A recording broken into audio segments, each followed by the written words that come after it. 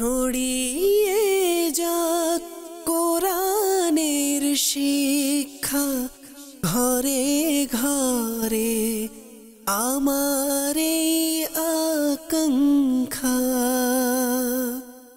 আলহামদুলিল্লাহি রাব্বিল আলামিন ওয়াসসালাতু ওয়াসসালামু আলা সাইয়্যিদিল মুরসালিন আম্মা বা'দ। فأعوذ بالله من الشيطان الرجيم بسم الله الرحمن الرحيم. الصلاة والسلام عليك يا رسول الله وعلى آلك وأصحابك يا حبيب الله. الصلاة والسلام عليك يا نبي الله وعلى آلك وأصحابك يا نور الله. মাদানী চ্যানেলের দর্শক, অনুষ্ঠান কুরআনী সূরার পরিচিতি, এতে আপনাদের শুভেচ্ছা জানাচ্ছি, স্বাগতম জানাচ্ছি। শুরু থেকে শেষ এই প্রোগ্রামে আমাদের সাথে থাকুন। ইনশাআল্লাহ কুরআনে মাজিদ ফুরকানে হামিদের সূরা হুদ সংক্রান্ত কিছু আলোচনা পেশ করার চেষ্টা করব। শুরুতে দরুদে পাকের ফজিলত। আমাদের প্রিয় রাসূল সাল্লাল্লাহু আলাইহি ওয়া আলিহি ওয়াসাল্লামের ফরমানে আজমত আলিশান হলো, জাইয়িনু মাজালিসাকুম বিসসালাতি আলাইয়া ফাইন্না সালাতাকুম আলাইয়া নূরুল লাকুম ইয়াউমাল কিয়ামা। তোমাদের মজলিসসমূহ আমার উপর দরুদ পাঠে সজ্জিত করো। তোমাদের আমার উপর দরুদ পাঠ করা কিয়ামতের দিন তোমাদের জন্য নূর হবে। সল্লু আলাল হাবিব সাল্লাল্লাহু তাআলা আলা মুহাম্মদ সাল্লাল্লাহু আলাইহি ওয়া আলিহি ওয়াসাল্লাম। সালাতান ওয়া সালামান আলাইকা ইয়া সাইয়্যিদি ইয়া রাসূলুল্লাহ। দর্শক, এই প্রোগ্রামে আমরা বিশেষ করে কোনো একটি সূরায়ে মুবারকা, অতঃপর তার কিছু প্রেক্ষাপট, তার নাজিল হওয়ার স্থান আর শানে নজুল সংক্রান্ত কিছু বিষয় আলোচনা করে থাকি। আজ যে সূরায়ে মুবারকা ধারাবাহিকভাবে সূরা ইউনুসের পরে সূরা হুদ। সূরা হুদ কুরআনে মাজিদ ফুরকানে হামিদের মধ্যে 11 পারার শেষ থেকে এটা শুরু হয়ে থাকে, আর 12 পারার সূরা ইউসুফ পর্যন্ত সূরায়ে হুদের আয়াতে মুবারকা। এতে 10টি রুকু এবং 123টি আয়াত রয়েছে। এই সূরাটি একটি মক্কি সূরা। এই সূরার ব্যাপারে এটাও বলা হয়েছে যে এটা ধারাবাহিকভাবে, অর্থাৎ সূরা ইউনুসের পরে আল্লাহ পাক সূরা হুদ নাজিল করেছেন, আর এটা নাজিল হওয়ার সময়কালও হিজরতের কিছু সময় পূর্বে। মক্কি সূরা হচ্ছে সেই সূরা যা হিজরতের পূর্বে মক্কায়ে মুকাররমার মধ্যে নাজিল হয়েছে মক্কি সূরা, আর যা হিজরতের পরে নাজিল হয়েছে তো সেগুলোকে মাদানী সূরা বলা হয়। তো এগুলো সেই মক্কি সূরার অন্তর্ভুক্ত, আর অনেকেই এখানে কিছু আয়াতে মুবারকাকে আলাদা করেছেন, অর্থাৎ সেগুলো আলাদাভাবে বর্ণনা করেছেন যে কিছু সংখ্যক আয়াত এবং এগুলোর সংখ্যা, অনেকে একটি আর অনেকে 3টি পর্যন্ত এর সংখ্যা বর্ণনা করেছেন। যে 3টি আয়াত এর মধ্যে এমন রয়েছে যেগুলো মাদানী, অর্থাৎ মদিনায়ে মুনাওয়ারার মধ্যে বাদাল হিজরত, অর্থাৎ হিজরতের পরে নাজিল হয়েছে, আর বাকি সর্বোপরি সূরা সেটি মক্কি সূরা। দর্শকবৃন্দ, সাহাবায়ে কিরামের সাথে কুরআনে পাকের সম্পর্ক, তাদের ভালোবাসা, তার সম্পৃক্ততা এই বিষয়ের সাথে করুন যে কুরআনে পাকের এত বড় বড় যে সূরাগুলো রয়েছে, যেগুলো 1 পারা কিংবা 1 পারার অধিক বিস্তৃত রয়েছে, তারও এক একটি অবস্থান তারা বর্ণনা করেছেন যে এগুলো কোথায় নাজিল হয়েছে, আর এই কারণেই এগুলোকে ডিটেইল এবং ব্যাখ্যার সাথে বর্ণনা করা হয়। এত সংখ্যক আয়াত এখানে নাজিল হয়েছে, এত সংখ্যক আয়াত এখানে নাজিল হয়েছে, এটা তাদের ধারাবাহিক কুরআনে পাকের সাথে ঐকান্তিকতা ছিল, আর কুরআন শেখার জন্য তাদের অভ্যাস ছিল। সূরা হুদ এটি মক্কি সূরা, আর এটার বিষয়বস্তুও কিছুটা এই ধরনের, কেননা মক্কি জীবনের মধ্যে হিজরতের কিছু সময় পূর্বের কথা। তো কাফিরদের পক্ষ থেকে নবী করিম সাল্লাল্লাহু আলাইহি ওয়াসাল্লামের জাতে আকদাসের উপরে আর ওনার সঙ্গী সাথীর উপরে, ওনার সাহাবীদের উপরে তাদের পক্ষ থেকে অধিক অত্যাচার সেগুলো তারা পেশ করেছিল। এই আমল তাদের মধ্য থেকে ধারাবাহিকভাবে চলছিল, আর এই ধরনের অন্যায় কাজ, বিরক্ত করা, কষ্ট পৌঁছানো, ওনাদেরকে কষ্ট দেওয়া, যখন এই ধারাবাহিকতা সীমা অতিক্রম করল, তো আল্লাহ পাকের হুকুমে রাসূলুল্লাহ আলাইহিস সালাম হিজরত করলেন, আর নিজের সঙ্গী সাথীদেরকে হিজরত করার জন্য বললেন। তো এই জন্য সূরা হুদের মধ্যে যে বিষয়বস্তু বর্ণনা করা হয়েছে তার মধ্যে একটি হচ্ছে হুদ আলাইহিস সালাম, আর ওনার কওমের সাথে যে ঘটনাবলী সংঘটিত হয়েছে সেগুলোরও উল্লেখ এখানে রয়েছে। অনুরূপভাবে এই সূরার মধ্যেই ধৈর্য ধারণ করার ব্যাপারে অনেক বেশি উৎসাহ প্রদান করা হয়েছে। অতঃপর সাথে সাথে আল্লাহ পাক রাজিক, আল্লাহ তাআলা রাজ্জাক, রিজিক দাতা একমাত্র আল্লাহ। তো সেই বিশেষ ওয়াদা যেটা আল্লাহর পক্ষ থেকে আল্লাহর জিম্মার মধ্যে তিনি যেটা রেখেছেন, ওয়ামা মিন দাব্বাতিন ফিল আরদি ইল্লা আলাল্লাহি রিজকুহা, যে জমিনের উপর পরিচালিত এমন কেউ নেই কিন্তু এটা যে তাদের রিজিক আল্লাহর অনুগ্রহের জিম্মায় রয়েছে। তো এটার মধ্য থেকে তাওয়াক্কুল, ভরসা রব তাবারক ওয়া তাআলার পক্ষ থেকে সেই রিজিকের ব্যবস্থা হবে, এই বিষয়গুলো এখানে বর্ণিত হয়েছে। আর এই সময় হিজরতের পূর্বের সময় ছিল, আর এরপরে সাহাবায়ে কেরাম আলাইহিম রিদওয়ানকে এই সমস্ত বিষয়াদি যেহেতু অতিক্রম করতে হবে, তো আল্লাহ পাক এই সূরার মধ্যে প্রথম থেকেই এই বিষয়গুলো বর্ণনা করে দিয়েছেন। মনে রাখবেন সূরা হুদ এটা সেই সূরাসমূহের অন্তর্ভুক্ত যখন রাসূলুল্লাহ সাল্লাল্লাহু আলাইহি ওয়াসাল্লামের প্রতি হযরত আবু বকর সিদ্দিক রাদিয়াল্লাহু তাআলা আনহু আরজ করেছিলেন যে ইয়া রাসূলুল্লাহ, আমি আপনার উপরে বয়স বৃদ্ধির সেই নিদর্শনসমূহ দেখতে পাচ্ছি। তো এই বিষয়গুলো প্রকাশ পাচ্ছিল। তো হুজুর সাল্লাল্লাহু তাআলা আলাইহি ওয়াসাল্লাম যে কথা ইরশাদ করলেন যে আমাকে সূরায়ে হুদ, সূরা ওয়াকিয়া, সূরা মুরসালাত, সূরা আম্মা ইয়াতাসাআলুন আর সূরা ইযা শামসু কুওয়িরাত, বললেন আমাকে এই সূরাসমূহ বৃদ্ধ করে দিয়েছে। অর্থাৎ এই সূরাসমূহের মধ্যে কিয়ামতের আলোচনা রয়েছে, এই সূরাসমূহের মধ্যে মৃত্যুর আলোচনা, এই সূরাসমূহের মধ্যে মৃত্যুর পরে পুনরুত্থানের কথা রয়েছে। আর কিয়ামত যখন কায়েম হবে সেই সময় কি অবস্থা হবে, তো এই সূরাসমূহের মধ্যে অধিক হারে যে সম্পর্ক রয়েছে সেগুলো আখিরাতের সম্পর্ক, আখিরাতের বিষয়াদিতে বর্ণিত হয়েছে। রাসূলুল্লাহ আলাইহিস সালাম বলেন আমাকে এই সূরাসমূহ বৃদ্ধ করে দিয়েছেন। এটা আপনার আর আমার শিক্ষার জন্য হুজুর সাল্লাল্লাহু আলাইহি ওয়াসাল্লাম এই কথা ইরশাদ করলেন। অর্থাৎ কোরআনও পড়ুন, তো শুধু কোরআনের তিলাওয়াত নয়, তার যে অর্থসমূহ রয়েছে, কোরআনে পাকের আসল যে উদ্দেশ্য রয়েছে, যে আমরা সেগুলো অনুধাবনের চেষ্টা করব। আল্লাহ পাক আমাদের কোন জিনিসে বাধা প্রদান করেছেন এবং কোনগুলোতে আমল করার নির্দেশ দিয়েছেন, তখন কোরআন পড়তে গেলে আরও বেশি মজা অর্জিত হবে।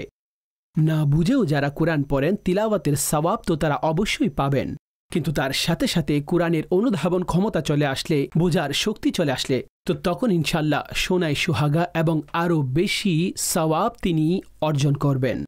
আরেকটি রিওয়ায়াত যেখানে রাসূলুল্লাহ আলাইহিস সালাম ইরশাদ করেছেন যে যার এটা পছন্দ যে এভাবে চায় যে কিয়ামতকে সে তার চোখের সামনে দেখতে চায়, তার কি করা উচিত, বললেন যে তিনি সূরায়ে ইযা শামসু কুওয়িরাত, ইযা সামাউ ফাতারাত আর সূরা ইযা সামাউ শাকাত এগুলো পাঠ করবেন। হযরতে আব্দুল্লাহ বিন উমর রাদিয়াল্লাহু তাআলা আনহু তিনি বলেন যে আমার ধারণা হচ্ছে রাসূলুল্লাহ সাল্লাল্লাহু আলাইহি ওয়াসাল্লাম সূরা হুদ পড়ার জন্য বলেছেন, কেননা এর মধ্যে কিয়ামত এবং তার অবস্থা, মৃত্যুর পরের অবস্থা এগুলো এখানে বর্ণনা করা হয়েছে। তার পূর্বে যে হাদিসে পাক বর্ণনা করা হয়েছে সূরা হুদের ব্যাপারে, যে রাসূলুল্লাহ আলাইহিস সালামের কাছে এই প্রশ্নকে যখন আরও বেশি জোর দিয়ে করলেন যে ইয়া রাসূলুল্লাহ আলাইহিস সালাম, যে সূরা হুদের কোন বিষয়টি আপনাকে বৃদ্ধ করে দিয়েছেন, বয়সের ছাপ আপনার মধ্যে চলে এসেছে, কোন বিষয়টি? তাহলে কি পূর্ববর্তী উম্মতদের অবস্থা, তাদের ধ্বংসের অবস্থা, এগুলোর কারণে কি?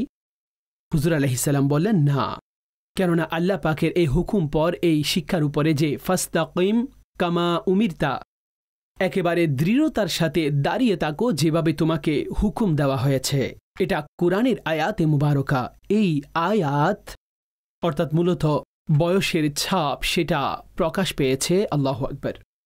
ফাস্তাকিম কামা উমিরতা, আপনি এইভাবে দৃঢ় থাকুন, ইস্তেকামত থাকুন যেভাবে আপনাকে হুকুম দেওয়া হয়েছে, নির্দেশ দেওয়া হয়েছে। তো যে কোনো নেকির কাজের মধ্যে সবচেয়ে বড় নিয়ামত এবং হাজান আমাদের কাছে রয়েছে সেটি ঈমান। এর মধ্যেও নিজেকে অটল রাখা, দৃঢ় রাখা, ইস্তেকামতের সাথে থাকা, অতঃপর নেক সালেহ যে আমলসমূহ বজায় রাখা, সেগুলোর উপরে দৃঢ় থাকা, এটা অনেক বড় মহান নিয়ামত হয়ে থাকে। আসুন কিছুটা অগ্রসর হই সূরা হুদের বিষয়বস্তুর দিকে। সূরা হুদ এটার প্রাতিষ্ঠানিক যেই বিষয়বস্তু রয়েছে, এটা সূরা ইউনুসের মতোই, যে যার মধ্যে স্পষ্টভাবে তাওহীদ এবং রিসালাতের শিক্ষা দেওয়া হয়েছে। আর যারাই আল্লাহ পাককে ছেড়ে দিয়ে আল্লাহ ছাড়া অন্য কাউকে খোদা বানিয়ে নিয়েছে, সেই সমস্ত বাতিল খোদাদের রদ এখানে করা হয়েছে। আর তাদেরকে আল্লাহ ওয়াহদাহু লা শরীককে খোদা বানাতে, আল্লাহ তাআলাকে মাবুদ বানাতে, আল্লাহ তাআলার ইবাদত করার জন্য এই বিষয়ে হুকুম দিয়েছেন। আর প্রিয় নবী সাল্লাল্লাহু আলাইহি ওয়া আলিহি ওয়াসাল্লামের রিসালাত হুজুর আলাইহিস সালামের উপরে ঈমান আনা আর ওনার অনুসরণের দিকে তাদেরকে ডাকা হয়েছে। তো এটার যথার্থ বিষয়বস্তুত সূরা হুদের এই ধরনের। অনুরূপভাবে মৃত্যুর পরে ঘটনাসমূহ আর মুমিনদের জন্য সাফল্য, শ্রেষ্ঠত্ব, আর যারা কাফের হবে তাদের জন্য আখিরাতে কি কষ্ট রয়েছে সেই বিষয়গুলোকে এখানে বর্ণনা করা হয়েছে। অতঃপর সাথে সাথে মুমিন এবং অমুসলিম তারাও যে দুনিয়ার প্রতিপত্তি প্রাপ্ত হয় তার একটি কারণ এখানে বর্ণনা করা হয়েছে, যে মুমিন যদি দুনিয়ার মধ্যে কোনো ধরনের সহজতা লাভ করেন, আরামায়েশ লাভ করেন, তার পরিচয় হচ্ছে এটা যে সে এটার উপরে আল্লাহর শুকরিয়া আদায় করবেন।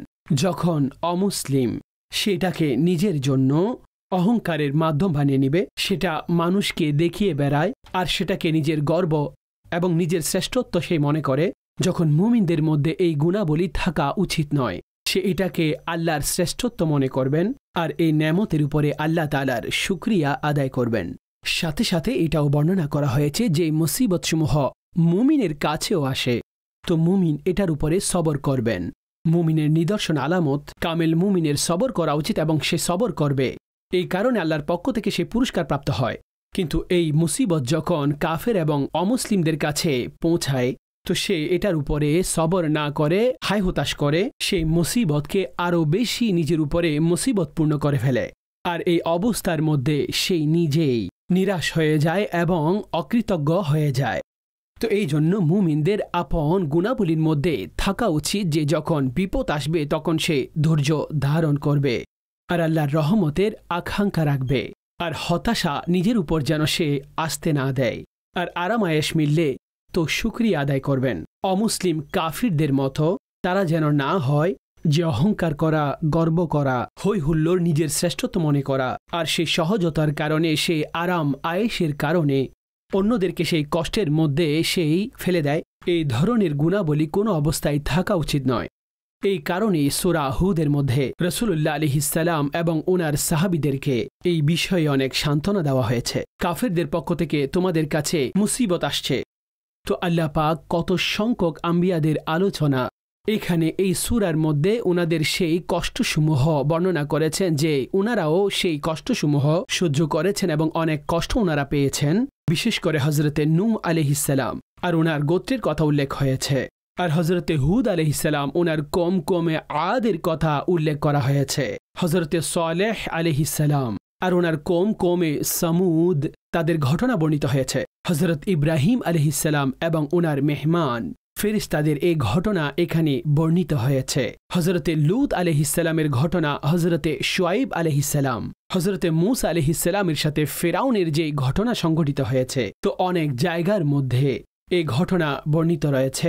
12তম পারার মধ্যেও আল্লাহ পাক এই ঘটনা বর্ণনা করেছেন। আর এটা নবী করিম আলাইহিস সালাম এবং ওনার সাহাবীদের অন্তরে প্রশান্তি দেওয়ার জন্যই এত সংখ্যক লোকেদের ঘটনা বলি, এত সংখ্যক আম্বিয়াই কেরাম আলাইহিমুসসালাম এবং এত সংখ্যক উম্মতের কথা এই সূরার মধ্যে বর্ণিত হয়েছে। এখন আসুন দর্শকবৃন্দ, সূরা হুদের কিছু আয়াতে মুবারকা এবং তার কিছু আলোচনা আমরা শুনতে যাচ্ছি। সূরা হুদের 3য় আয়াতের মধ্যে আল্লাহ পাক তওবা এবং ইস্তিগফার, আর তওবা এবং ইস্তিগফারের কারণে আল্লাহ পাকের পক্ষ থেকে যে ব্যাপক রিজিক আল্লাহ দান করেন তা বর্ণনা করা হয়েছে। ইরশাদ করলেন, ওয়া আনিস্তাগফিরু রাব্বাকুম সুম্মা তুবু ইলাইহি ইউমাত্তিউকুম মাতাআন হাসানান ইলা আজালিম মুসাম্মা ওয়া ইউতি কুল্লা যী ফাদলিন ফাদলাহু ওয়া ইন তাওয়াল্লাউ ফাইন্নী আখাফু আলাইকুম আযাবা ইয়াউমিন কাবীর ইলাল্লাহি মারজিউকুম ওয়া হুয়া আলা কুল্লি শাইইন কাদির। তরজমা, আর ইরশাদ করলেন, আপন রবের কাছে ক্ষমা প্রার্থনা করো, অতঃপর ওনার দিকেই তওবা করো। তোমাদের অতি উত্তম উপভোগ সামগ্রী অর্থাৎ মাতাআন হাসানা, উত্তম সামগ্রী তিনি তোমাদেরকে দান করবেন একটি নির্ধারিত সময়সীমা পর্যন্ত, ইলা আজালি মুসাম্মা, একটি সময়সীমা পর্যন্ত, একটি নির্ধারিত সীমা পর্যন্ত। অতঃপর বললেন, প্রত্যেক মর্যাদাবানের নিকট তার অনুগ্রহ পৌঁছে দিবেন, প্রত্যেক মর্যাদাবানকে তার অনুগ্রহ পৌঁছে দিবেন। আর যদি মুখ ফিরিয়ে নাও তবে আমি তোমাদের জন্য মহাদিবসের শাস্তির আশঙ্কা করছি। তোমাদের আল্লাহর ওই দিকে ফিরে যেতে হবে, আর তিনি সব কিছুর উপর ক্ষমতাবান, প্রত্যেক বস্তুর উপরে তিনি কাদির। দর্শকবৃন্দ, উলামায়ে কিরামগণ এই আয়াতটাকে বিশেষভাবে সেই ওয়াজিফাসমূহের মধ্যে অন্তর্ভুক্ত করেছেন, অর্থাৎ এই আয়াতে মুবারকার মাধ্যমে দলিল বের করে আর এখানে যে ইস্তিগফারের হুকুম দেওয়া হয়েছে, তো উলামায়ে কিরাম এটা বর্ণনা করেছেন রিজিকের ব্যাপকতার মাধ্যম ইস্তিগফারও।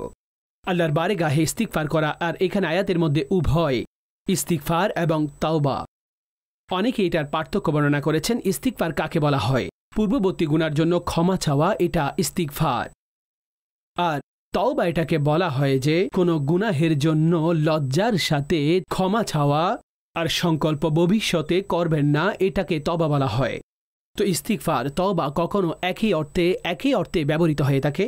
আর ইস্তিগফার এটা আমাদের প্রিয় নবী সাল্লাল্লাহু তাআলা আলাইহি ওয়া আলিহি ওয়াসাল্লাম, তিনি যেহেতু মাসুম আর সমস্ত মাসুমদের তিনি সরদার, অর্থাৎ সমস্ত আম্বিয়াগণের সমস্ত ফেরেশতাদের তিনি সরদার, যার কাছ থেকে গুনাহ প্রকাশ পাওয়া সম্ভব নয়।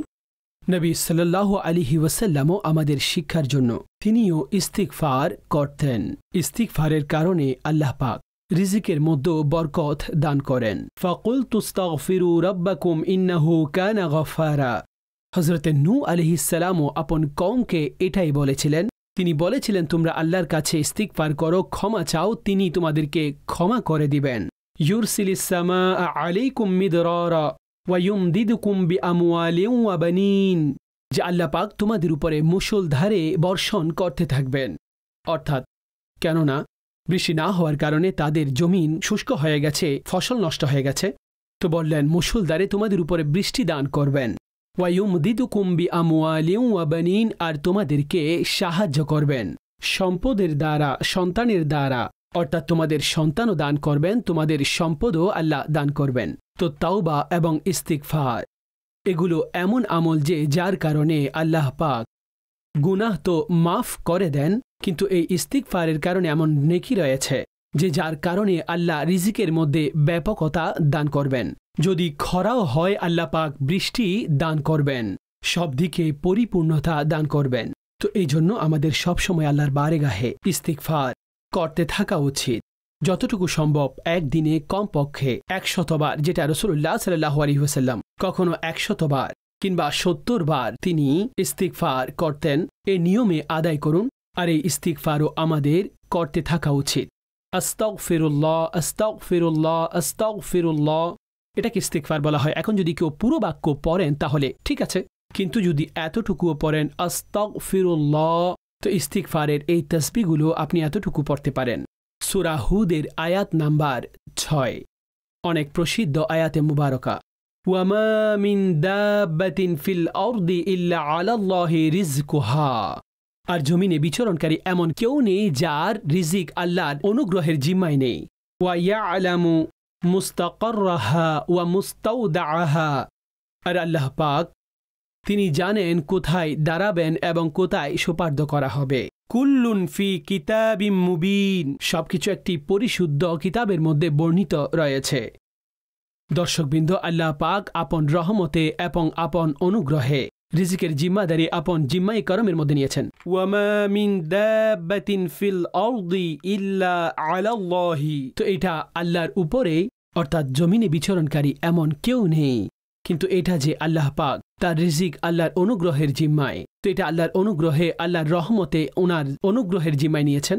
আল্লাহর উপরে কোনো কিছু ওয়াজিব এবং আবশ্যিক নয়, এটা আল্লাহ নিজেই আপন ইচ্ছায় নিজের উপরে নিয়েছেন, অর্থাৎ নিজের অনুগ্রহের কিপার মধ্যে তিনি নিয়েছেন যে যারা জমিনের মধ্যে বিচরণকারী রয়েছেন তাদের সকলের রিস্ক আল্লাহর অনুগ্রহের কিপায়। উলামায়ে কেরামগণ এই আয়াতের প্রেক্ষাপটে তাওয়াক্কুলের ব্যাপারেও আলোচনা করেছেন যে মানুষ তারা কারণ যেন ছেড়ে না দেয়, অর্থাৎ এমন যেন না করে যে কোনো কোণার মধ্যে বসে যাবে এবং বলবে যে ভাই আমি না দোকানে যাব, না কাজ করব, না কিছু করব, রিজিক তো আল্লাহর অনুগ্রহের মধ্যে আল্লাহ দিবেন, কোনো বিষয়ের সাথে সম্পৃক্ত হওয়া। কিন্তু তাওয়াক্কুল আল্লাহর জাতের উপরে আমরা যত পরিমাণ চেষ্টা করি না কেন, দিতে পারেন একমাত্র আল্লাহ। তো আল্লাহর দিকে আপনাকে মুখাপেক্ষী হতে হবে, আল্লাহর দিকে মুখাপেক্ষী থাকুন। রব তাআলা তার রিজিকের ব্যবস্থা করবেন, তাকে রিজিক দান করবেন। আর যখন মানুষ চেষ্টা করেন, মাধ্যম যে কোনো কিছু হয়ে যায়, কারণ কোনো কিছু হয়ে যায়, অনেক সময় একজন আয়কারী তো 10 জন 12 জন এমন ব্যক্তি রয়েছেন তাদের জন্য সেই রিজিকের কারণ হয়ে যায়, সে পরিপূর্ণ ফ্যামিলিকে চালিয়ে নেয়। অনেক এমন ব্যক্তি রয়েছেন যে একটি ফ্যামিলি নয়, অনেক ডজন ডজন ফ্যামিলিকে চালাচ্ছেন। তো এটা কি? আল্লাহ উনাকে বিশেষ সেই তৌফিক দান করেছেন। আর যেটা আল্লাহর ওয়াদা, জিম্মায়ে করমের মধ্যে আল্লাহ যে ওয়াদা নিয়েছেন, তো তার মাধ্যমে আল্লাহ তাদের সেটা পূর্ণ করে দেন। কোনো একটি বিষয়ের সাথে সম্পৃক্ত হওয়ার মাধ্যমে আল্লাহর উপর ভরসা রাখা, তাওয়াক্কুল রাখা। তো যেভাবে আমি শুরুতেই বর্ণনা করেছি, এই সূরা মুবারকার পরে তাড়াতাড়ি হিজরতের জন্য হিজরতের কারণ সৃষ্টি হলো এবং হিজরতের হুকুম হলো। এখন হিজরতের মধ্যে মক্কার অধিবাসীদেরকে তাদের ব্যবসা ছাড়তে হয়, মক্কার অধিবাসীদেরকে তাদের ঘরবাড়ি ছাড়তে হয়, আর অন্যান্য বিষয়াদি ছিল, কিন্তু তারা তাতেও আল্লাহর সন্তুষ্টির জন্য সবকিছু ছেড়ে দিয়েছেন। কিন্তু পরবর্তীতে মদিনার মধ্যে কি রয়েছে এটাও দেখেননি, যে আল্লাহর উপর এমন তাওয়াক্কুল এবং ভরসা রয়েছে যে যেটাকে ফাওকাল আসবাব বলা হয়ে থাকে, যে আল্লাহ এবং আল্লাহর রাসূলের মোহাব্বতে তারা এই কাজ করেছেন।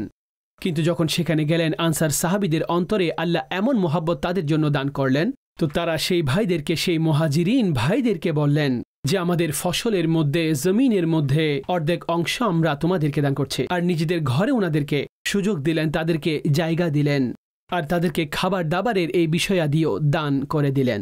তাওয়াক্কুল কোনো বিষয়কে ছেড়ে দেওয়ার নাম নয়, তাওয়াক্কুল কোনো বিষয় ছেড়ে দেওয়ার নাম নয়, কিন্তু আল্লাহর উপর ওই তাওয়াক্কুল রাখা। কোনো বিষয়ের সাথে সম্পৃক্ত হন, কিন্তু তাওয়াক্কুল আপন জায়গায় থাকতে হবে। আর এই আয়াতে মুবারকা যাতে বলে দেওয়া হয়েছে, ওয়ামা মিন দাব্বাতিন ফিল আরদি ইল্লা আলাল্লাহি রিজকুহা, যে জমিনে বিচরণকারী এমন কেউ নেই, কিন্তু তার রিজিক আল্লাহর অনুগ্রহের কৃপায় রয়েছে। আর আল্লাহ তার ঠিকানাও জানেন, কোথায় দিতে হবে সেটাও তিনি জানেন। হযরত মূসা আলাইহিস সালামকে একবার নিজের আহালের পরিবারের বলতে লাগলেন যে তিনার ঘরে খাবার দাবার ইত্যাদি প্রশ্নের সম্মুখীন হলেন, কিন্তু আল্লাহর পক্ষ থেকে হুকুম হলো যে এটা এই পাহাড়ের উপরে নিজের লাঠিদার আঘাত করতে তিনি আঘাত করলেন।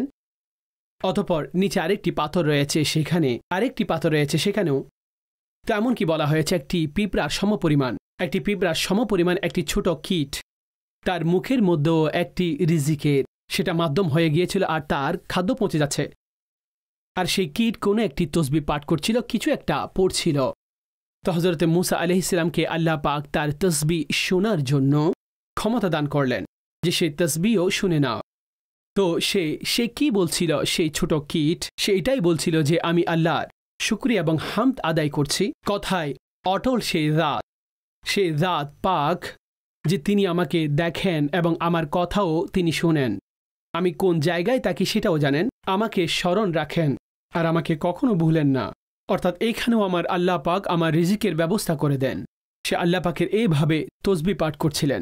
তো হযরত মূসা আলাইহিস সালামের অন্তরের মধ্যে যে খেয়াল এবং চিন্তা জেগে উঠেছিল সেগুলো শেষ হয়ে গেল, যে আল্লাহ পাক ওনার জন্য কোন একটি মাধ্যম তৈরি করে দিবেন। তো আল্লাহর উপর যখন এমন তাওয়াক্কুল এবং ভরসা মানুষের হয়ে যাবে, অনেক সময় তাওয়াক্কুল না থাকার কারণে মানুষ হারাম বস্তুর দিকে হাত বাড়িয়ে দেয়, অতঃপর তার মাধ্যমে সে তার বস্তুসমূহ হাসিল করার চেষ্টা করে থাকে। আল্লাহর উপর তাওয়াক্কুল রাখুন, আল্লাহ এবং রাসূলের উপর ভরসা করে রিজিক তালাশ করতে থাকুন। ইনশাআল্লাহ আল্লাহ গায়েব থেকে সাহায্য করবেন। ওয়ামান ইয়াত্তাকিল্লাহা ইয়াজআল লাহু মাখরাজা ওয়া ইয়ারযুকহু মিন হাইসু লা ইয়াহতাসিব, বলেন যিনি আল্লাহকে ভয় করেন, আল্লাহ তার জন্য রাস্তা উন্মুক্ত করেন আর তাকে সেখান থেকে রিজিক দান করেন যেখান থেকে সে কল্পনাও করেনি। দর্শকবৃন্দ, সূরা হুদের শুরুতে আয়াতে মুবারকা যা আজকে আমরা শুনলাম, সূরা হুদের কিছু প্রেক্ষাপট শুনলাম। ইনশাআল্লাহ সূরা হুদের বিষয়বস্তুসমূহের উপরে অধিক যে আলোচনা হবে সেটা আপনারা পরবর্তী প্রোগ্রামে অবশ্যই অবলোকন করবেন। আল্লাহ পাক আমাদের সকলকে কোরআনে পাকের নূর দান করুন, আর কোরআনের নূর দ্বারা আমাদের অন্তর আত্মাকে আলোকিত করুন। এই ফরমানের উপরে আমাকে আপনাকে আমল করার তৌফিক দান করুন। আমিন বিজাহিন নবীল আমিন সাল্লাল্লাহু আলাইহি ওয়া আলিহি ওয়াসাল্লাম। ছড়িয়ে যাক কোরআনের শিক্ষা, ঘরে ঘরে আমার এই আকাঙ্ক্ষা।